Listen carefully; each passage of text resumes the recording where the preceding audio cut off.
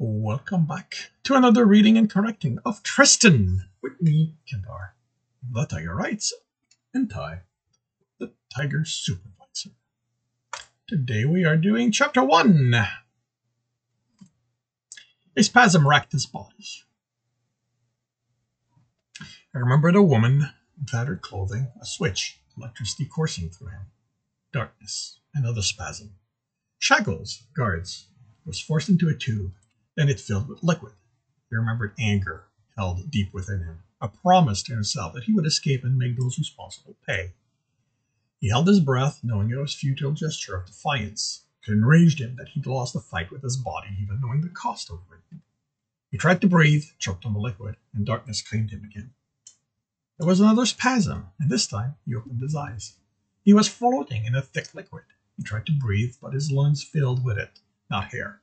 Before he could stop himself, he was trashing. He couldn't breathe. He was going to drown. The liquid drained, and he was on his hands and knees, retching, coughing. Retching and coughing. He took a deep, ragged breath. He didn't move, and he forced his breathing to slow, to steady. He forced his body to stop shaking. He was Tristan. He controlled himself and his destiny. He searched through his memory for pieces that would tell him how he'd gotten here. The woman, she'd captured him on a job, a retrieval job, a setup. She'd brought him to this ship. He'd been scanned, then put in a tube. Someone banged on the glass. I'm not fixing that, but it wouldn't be glass. He didn't respond. Things were still piecing themselves together. He was on the Sayatoga, a prison ship. He was in a cryo-sleep tube. The banging came again, and he looked up. A human female. Not the one who had caught him, or the one who had scanned him. Stand up, furball! For a moment, he considered not moving. No one ordered him about, but he needed to remember he was a prisoner. He needed to play the role if he was going to find a way to escape. He stood, keeping his eyes on her. Behind her were two guards, male, also human. She pressed a button, out of view, and the air filled with a cloying mist. He didn't bother holding his breath. The mist was a sterilizer, standard procedure for an old-style cryosleep system like the one he was in. It killed the organic component in the liquid he had been suspended in. He breathed it in deeply. He choked on it, but forced himself to keep breathing. If too many of those microorganisms stayed in his lungs, it wouldn't be pleasant. When the mist cleared, she put her uniform in a drawer, which slid into the tube. "Put it on," she said. He looked at the bright purple clothing in their sterile bag, and then back at her. Did she really want him to put that on while his fur was wet? The mist killed the microorganism. You know what?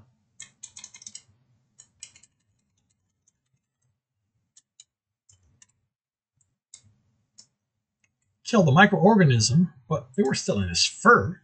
He considered asking to be allowed to shower, but he could see on her face he wouldn't be granted that luxury.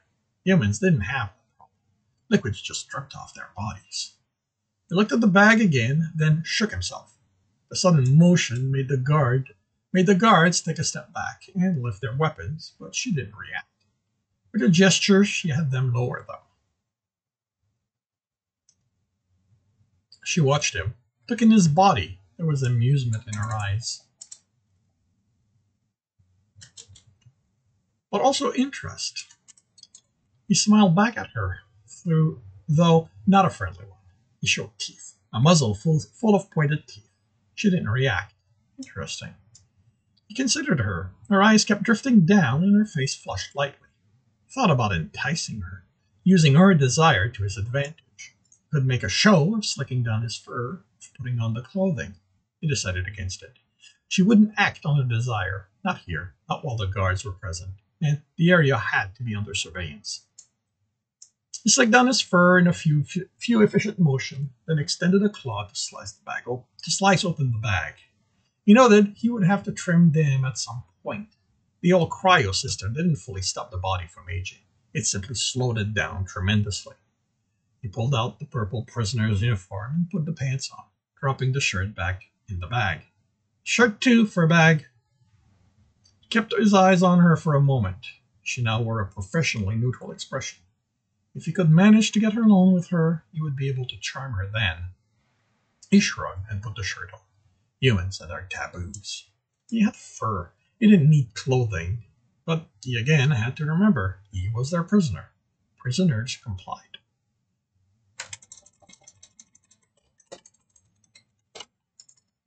Once he was dressed, the front of the tube unsealed. She motioned for him to step out, and the guards kept their distances as he exited. At the bottom of the steps, she had him stop. She moved closer to scan him. She wrinkled a nose. He knew he stank. Maybe now was the time to ask for that shower. He had to wash that stuff out of his fur.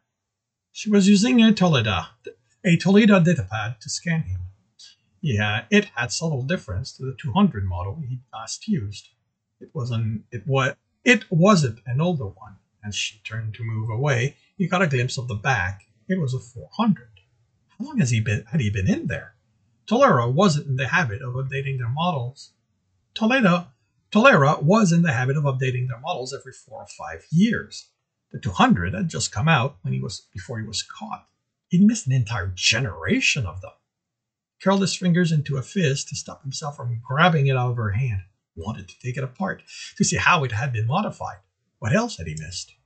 You will follow me, she ordered, once she was satisfied with what she read, forcing him out of her thoughts? Out of his thoughts. Her voice was steady and authoritative. You will stay exactly 5 steps behind me.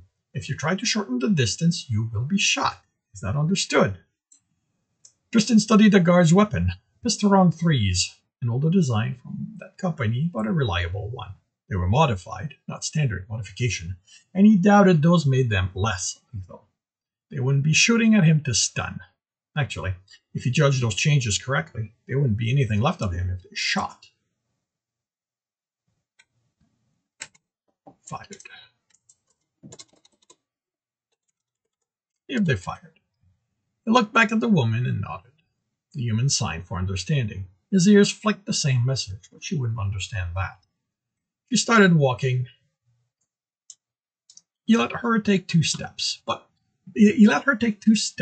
put the distance between them at 5, then followed.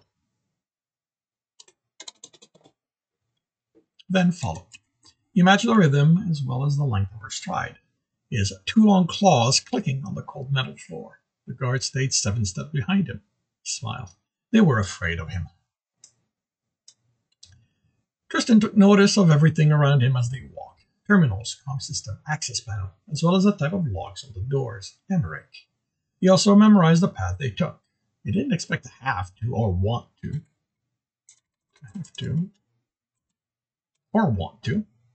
Come back to the cryosleep area, but he couldn't know what would happen. Paid to be prepared. Through the walk, what he was really looking for was a clock. When he saw one, it took an effort not to miss a step. 10 years. He'd been out of the world for 10 years. He gritted his teeth.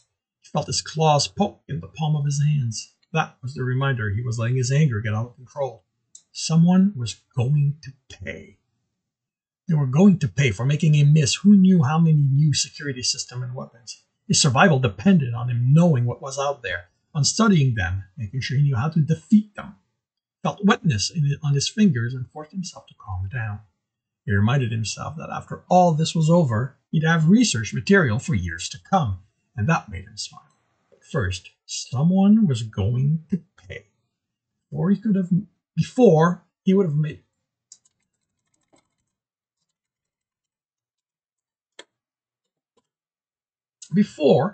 have made them pay out of principle, make sure everyone knew that you didn't take Tristan on with impunity. But now that he knew exactly how much had been taken from him, he was going to find the most painful way to make them pay. She stopped. And he had to focus on the here and now instead of his planned revenge. They were before a large door. It went from floor to ceiling, made of a metal denser than the walls, and had sealed joints. A cargo bay access door, he decided. She spoke in her calm, a generic Terran model. Unless things had changed in the last 10 years, it was the model used on all ships. The door opened, confirming it was a cargo bag. She motioned for him to enter. A quick look in told him he was joining a large group of prisoners. He had a moment to make a decision. The cargo bay made it easy to eject them into space, but the ship would be losing money if they did that. He needed to prove they had their prisoners to get paid. He stepped in, and they didn't follow him. The door closed behind him. He quickly noted that the 20 guards posted around the room, all armed with pistol-on threes. They were in a vacuum suit and anchored to the wall, so the possibility they were being exposed to space was real, but he didn't think it was the plan. He did a count of the prisoners. Including himself, there were 30. That was a lot of money for a ship like this to lose. No, being in this room was in case things went badly.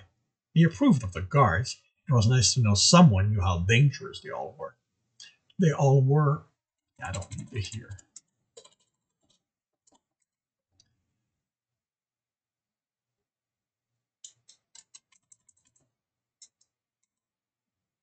Okay.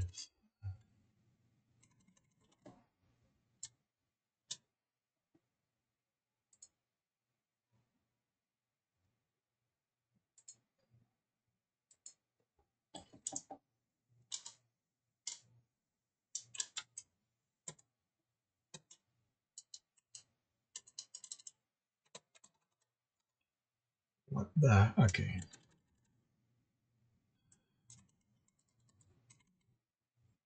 Have to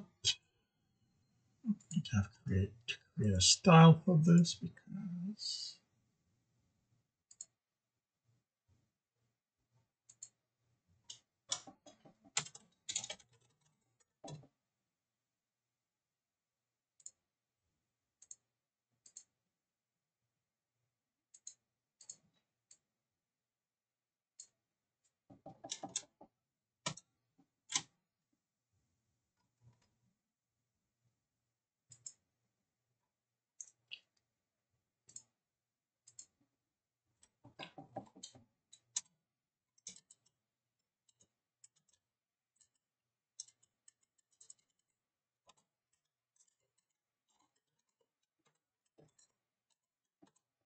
I don't actually know what caused this. Okay, maybe nothing. All right.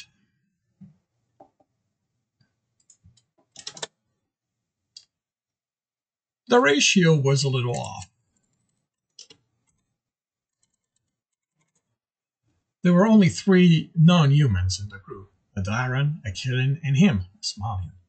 For a better representation of the galactic population, there should be 2 more non-humans. Probably spoke to the humans' predilection for crime, even behind their suits and being heavily armed. Even behind their suit. Even within their suit and being heavily harmed, Tristan could tell the guards were afraid to be in this room. Good. They weren't overconfident. They knew their weapons and armors didn't mean much among this group. Things turned violent. Some of them would die before the room was exposed to vacuum. The wall on the opposite side of where he'd entered shimmered. The image of a well-groomed man appeared, red hair, trimmed short, a beard, also red and short, a crisp white uniform with a captain's insignia on the shoulders. All the prisoners turned to watch him. He looked them over, grave look on his face. Today, you are being given a rare opportunity to earn your freedom. Each one of you has committed so many crimes that, if not for this chance, you will never see freedom again. He paused. As if he was waiting for someone to respond. For a response from those assembled, he was disappointed. Someone has gotten loose on my ship, and he has managed to evade my guards. That got a cheer, which made the captain glower at them. It didn't silence them, so he had to wait long moments before he could continue. This is not changing it because it's representation of back when I wrote, but yeah, that word there, I've done everything I could to eliminate it from my writing vocabulary before he could continue. All you have You all have a reputation for being determined thieves, trackers, and killers. I am giving you an opportunity to use those skills to help me and in the process earn your freedom. Whoever brings me this man will be set free. The face of the man they would be hunting replaced the captain's. Those who had cheered now looked around, worried. The captain hadn't given his name. No one knew it, but everyone knew what he was called. The shaved head, the cybernetic eyes, with the green glow were distinctive enough. They were hunting the Butcher of Craven Claw. Tristan couldn't stop the dread from running down his spine. It explained why they had brought out the worst of the worst. Only those who were not only willing but at ease with killing would stand a chance against him. Tristan pitied anyone who even thought about trying it.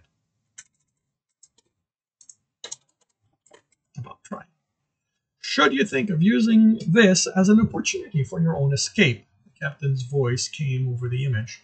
Know that before you were released, each one of you was implanted with a kill switch. If you get within 3 paces of our restricted area, it will emit a low-level electrical pulse as a warning. If you get within 1 pace, it will shock you hard enough to render you unconscious, and you will be sent back to your tube. Should you somehow manage to stay conscious and cross the threshold, it will explode, killing you instantly. Many of the inmates screamed profanities at the captain. Tristan remained silent. He'd learned at a young age from his father that anger was a waste of time and energy, so he never let it control his actions. Instead, he was formulating plans, contingencies. You will be provided with low-level energy weapons, the captain continued over the yell, to defend yourself. If you use them on one of my crew, you will be incapacitated and returned to your tube. You will also be provided with a data pad containing a map of the ship with all the restricted area indicated on it. That is all. The humans talked among each other, agitated, ignoring the non-humans. It didn't bother Tristan. He'd had to deal with that all his life, and had found ways to use this quasi-invisibility to his advantage, like listening to some of the plans being made. The access door opened, and they were ordered to exit. Most ran and jostled each other, trying to be out first and have the best pick of weapons. Tristan and 3 others didn't hurry. They didn't mind being last. If the weapons were low power, they wouldn't be of any use against the Butcher. It also limited the kind they would be. Knowing that everyone ahead of him would go for what they considered to be the best ones, he might actually be left with something useful. When he reached the table, there were 5 data pads left. He made sure there were only 3 people after him and took 2 of them. There were 200s. He didn't know if it would come in handy, but his father had raised him to never ignore an opportunity. You never know when the next one will come, he had been in the habit of saying. He was surprised at the number of weapons left. He would have expected the captain to only have 1 per inmate set out, but there was at least a dozen left there, and he'd seen most people take at least 1. As he expected, the selection wasn't impressive. All the good ones were gone. If his plan had been to try to take down the most dangerous criminal in the galaxy, he would have been in trouble.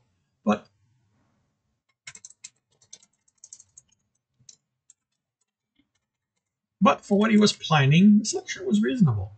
He took an old Gunther. It was large, gunky, and probably wouldn't be able to fire anymore, but it was useful as more than a weapon. He picked a Catron 40. It was small and easy to conceal, and reasonably accurate. The main drawbacks were that it took 20 seconds to recharge, and the beam power was so low only a precise shot without armor could be deadly. He drew a few strange looks from the others as he walked by them, holding the large gun. They were assembled in the hall in small groups or alone, looking over their weapons. Only one of them seemed more intent on Tristan than what he was holding. Tristan didn't react to him, but memorized his features.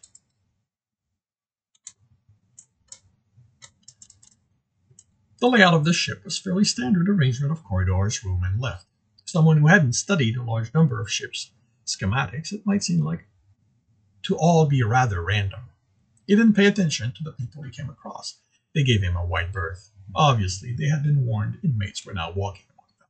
Not that they would ever think he was one of them, even if he wasn't wearing the purple uniform. His dark brown fur, muzzle, and triangular ears made it clear he wasn't human. He was looked at with fear by most and awe by some. He doubted any of them had ever seen someone like him. They were happy to live in the microcosm among people who were the same as them, thought as they did, ate like them, and liked the same things. Tristan thought that idea to be boring. The stares, comments, and curses washed over him. Even if he had a temperament to take offense to them, he didn't have the time. He needed to find a medical room. The first two he'd come across had been within a restricted zone, which made him wonder if they would all be. It did make sense. A lot of medication could be turned into weapons in the right hands. He walked by a nondescript door and stopped. He looked at the sign next to it. Medical storage. He doubted. He double-checked the data pad. He double-checked the pad.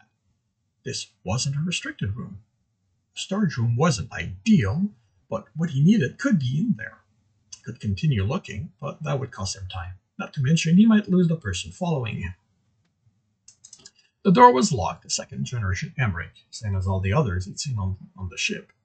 They were good locks. They would stop most thieves or anyone who hadn't spent time dismantling a significant number of them to understand how they worked. He listened for an expected sound, forcing his ears to remain forward, lest he give himself away to the human following him. Pried the cover open with a claw. Maybe he'd find something there to trim them. Once he made sure the insides were indeed those of a second generation, he cracked open the Gunther sandal. From there, he pulled two of the contact bars that encased the power cell. He heard a slight shuffling in the distance behind him. He turned slightly as he cleaned the corrosion of three areas on the edge of one bar. From the corner of his eyes, he saw the human quickly pull back around the corner. Cleaned the opposite edge completely, then inserted it in the back of the lock, making sure it made the contact with the places. He removed as much of the rust as he could on the second bar. That one he secured in the case under the contacts leading to the display and the keypad. When he put the cover back on, the bars made contact. There was a puff of smoke, and a short circuit fused the contact points. There was no sign anything had been done. The display even read as being locked. Tristan pressed the button, and the door opened. He looked around once, the doors closed behind him. Shelf with boxes, plastic bags, empty containers, and a few bins marked rejects. He quickly checked the boxes for what he was looking for. Not finding it on the first few shelves, he started going over alternative ways to accomplish his goal. He was resigned to go about it the long and messy way when he found what he wanted in a reject bin. He'd have to find out what was wrong with it and repair it, but that would be faster and cleaner than the alternative. He was almost done with the repairs, which had required gutting one of the data pads, when the man who had been following him finally entered. It was about time, Tristan thought. He'd started to worry he had decided to leave. He didn't look up from his work, and only a tilt backward of an ear indicated he was aware of him. "You're Tristan, right?" the man asked timidly. Tristan didn't reply, content to hear the door close. Finished the repair. It wasn't pretty, and it would never pass as new. But when he turned the small scanner on, it lit up. That was all he cared about. He turned and leveled a gaze on the human, who backed up against the door, looking afraid. Tristan could tell it was an act. He didn't smell scared. The human was smaller than most, a good head and a half, but was aesthetically pleasing enough. Short black hair, a round face with no chin fur, good muscle on him. He might put up a good fight. Tristan pushed the thought aside. He didn't have time to indulge in sex, and he had plans for the human. Once he'd dealt with all this, he'd find someone. I'm Jack, the man said, breaking the long silence. Tristan didn't reply. He wasn't here to play the man's game. The human was here to play his. He adjusted the setting on the scanner. Considering he had been in a cryotube when they inserted the kill switch, it had to have been a simple job. They couldn't have taken him out without risking waking him. It meant there were only two places on his body they could have made a small incision and inserted something powerful, but small enough to kill him. He ran the scanner over the lower right part of his chest, scanning his heart. The scanner remained silent. He wasn't surprised. Even a small electrical charge ran the risk of killing him there. Since they were using electricity as a warning device, they wouldn't want to risk it. He scanned the right side of his neck, and it beeped. He felt with a finger and found the scar. It was right over the bone that protected his artery feeding his brain, probably the area where the bone was thinnest. He was impressed with their knowledge of his species. The bone was practically unbreakable, but a small charge would shatter the thin parts, creating shrapnel to shred the artery. He would barely feel a sting, and within minutes he'd be dead. Took the scalpel and cut the scar open, then dug in with small forceps until he found it. Would have been faster and less painful to have someone else do this, but he wasn't going to trust the human to play around his neck. Put the implant on a tray, it was barely noticeable among the blood, sealed the cut, and cleaned most of the blood out of his fur, and the scar wasn't visible. He sealed the cut and cleaned most of the blood out of his fur. He sealed the cut and cleaned most of it. Sealed the cut. Cleaned most of the blood out of his fur, and the scar wasn't visible.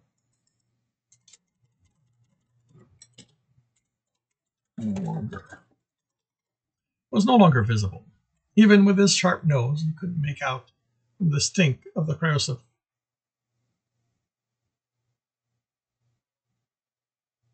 Even with his sharp nose, he couldn't make it out. From what am I? Okay, all right. What am I? He couldn't make out.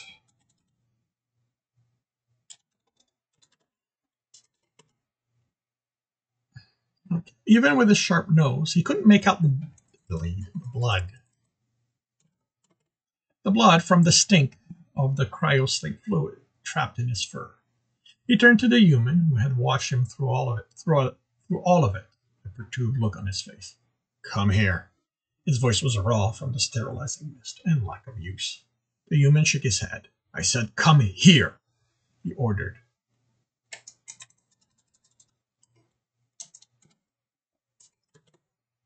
The human's mask slipped for a fraction of a second. If Tristan hadn't been looking for it, he would have missed the anger in the human's eyes. But then meekness was back, and he came as ordered. He scanned the back of the man's neck and didn't bother with the artery. Spinal cord was a human's main weak point, and he found the implant where the spine met the skull. There, the explosion would break the nerve, and the body would simply fall to the ground.